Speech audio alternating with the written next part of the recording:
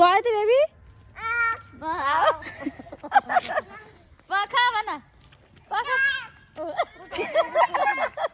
बोलाको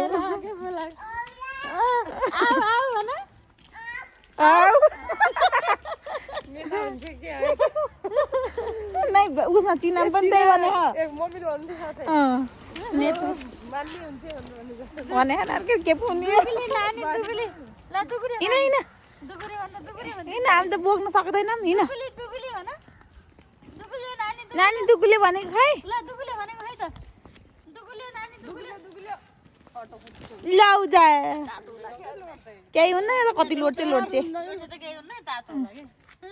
तातो होला त अबे हो त्यहाँनिर लोड्छ